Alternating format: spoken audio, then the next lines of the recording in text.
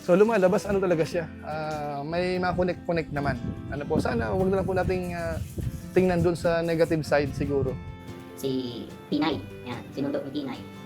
Si Biancy, tapos yung dalawang sponsor sumakay daw sa tricycle ni Pate or something, di ko sure kung ano talagang. Basta dalawa, kasama si kasama si Pinay. Kinakabahan siya. Mother instinct nga, di ba? Bununtahan nila yun. Umikot sila, dumiretso muna sila din umikot. Tinignan nila yung sitwasyon. And tamang-tama daw nung maya, tumatakbo na daw si Biancy.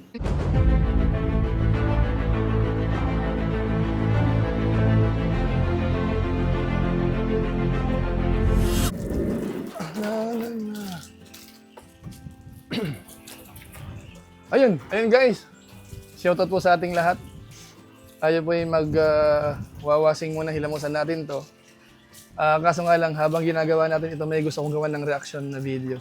Pero bago po yun, paalala muna sa Kuya July, kung sakasakaling meron po dito hindi nakasubscribe sa ating YouTube channel, huwag natin kalimutan, July Foundil. Tapos pakipindot lang po yung notification bell button para lagi po tayong updated sa aking mga video upload. Tapos yung ating Facebook page po, pwede po nating i-follow at saka po pwede po nating i-like. So maraming salamat po sa inyo at huwag natin kakalimutan po, Kuya Bal Santos Matubang, Kalingap Rab, suportahan po natin ang kanilang YouTube channel at isama po natin yung mga Lingap partners. Maraming salamat po sa inyong lahat.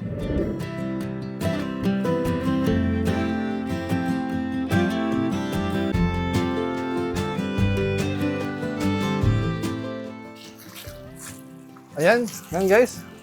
Habang naglilinis tayo, gagawin natin ng reaction video muna. Yung patungkol sa lumabas na blind item ni Erwin TV kahapon.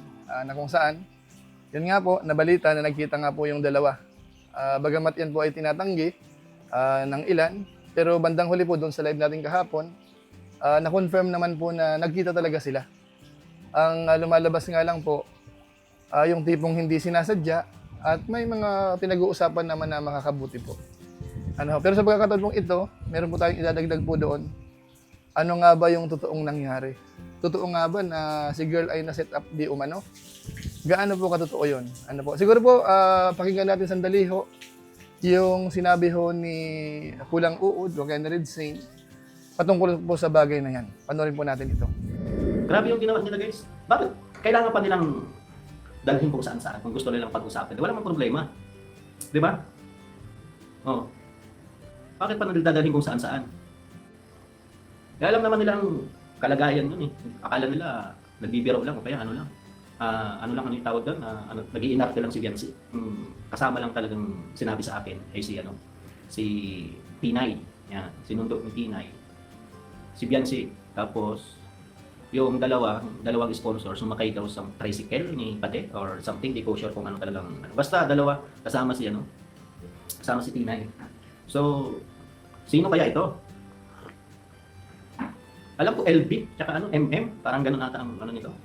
Ito, galit na galit si Madi at Pati. Nanggigigil si Madi nung pumunta nito kaninang umaga. Kasi sa nangyari nung Sabado. Grabe kayo. Daw Madi, ano ba yung nangyari? Yan, muntik na masagasaan ng bata sa takot sa ginawa nila. Oo nga. Alam mo yung nginig niya, yung ano baga, tapos umiiyak. Mas gustuhin niyo pang magpasagasa, magpabangga kung ano. Kasi sa ginagawa nilang pangharas ng ginagawa nila eh. 'Di ba? Itong dalawang sponsor na to. O ewan ko kung sponsor ba talaga ito, hindi ko alam. Mga plastic ito, galit na galit sa amin. Dito. Kasi nga, kami daw ang sumira. Ang bihira tayo. Si LB tsaka si MM. Silang dalawa ang pumunta dito. Ay, wala akong kailan kung ano man sila. Hindi paninira to guys, totoo ito. Walang paninira dito, kayo ang may kasalanan. Kayo ang dapat magano dito kasi sinet up niyo yung dalaga para sumama sa inyo. Nagtiwala sa inyo si Biancy at yung magulang na kayo lang ang hindi niyo pinaalam na may dadalhin pa kayong ibang tao. 'Di ba? Ate Grace, shout out. Jessica Babaylo. Ayan. Good evening, Alma Dablo.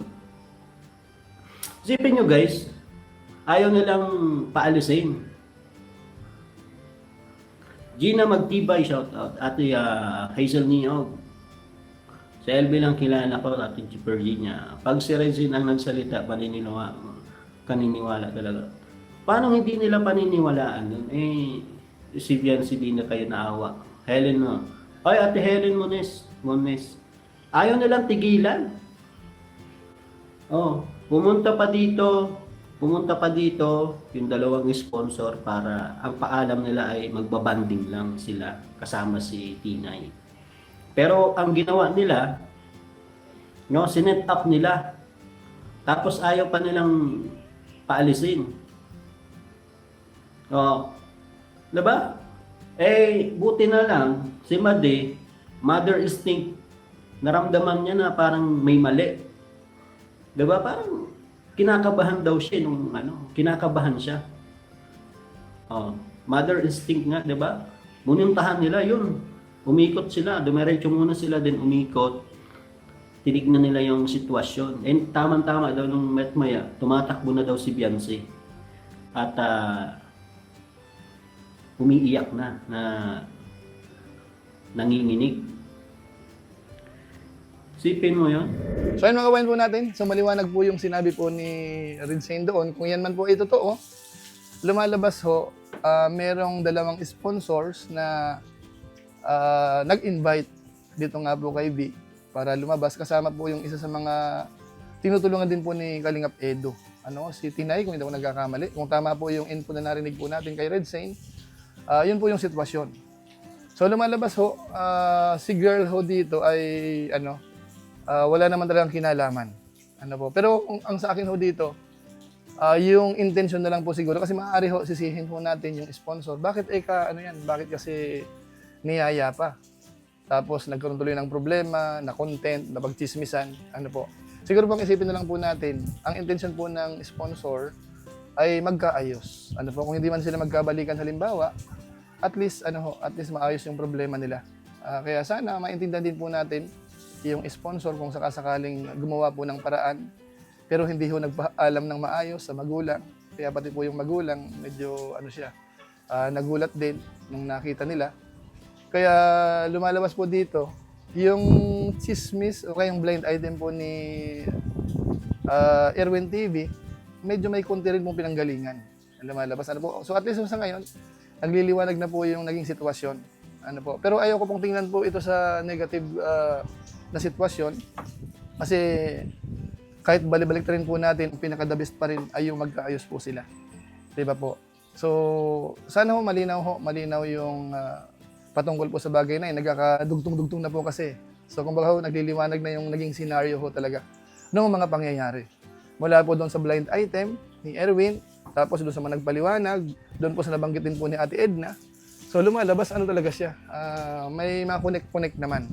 Sana wag na lang po nating tingnan doon sa negative side siguro. Kasi gaya ng sinabi ko kahapon, doon sa paliwanag ni Kuya Bal Santos Matubang, mukhang malabo nang magkabalikan naman talaga sila. So ang sa akin na lang po dito sana, maging okay na lang sila.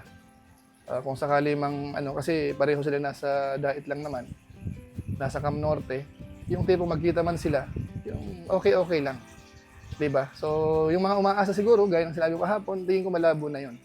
Isipin na lang po natin sa ngayon na ito po ay part ng pag-aayos. So wag nating masamain, wag nating i-bash po si girl, wag din pong i-bash itong si boy, at yung sponsor, at yung isa sa beneficiary na sumama.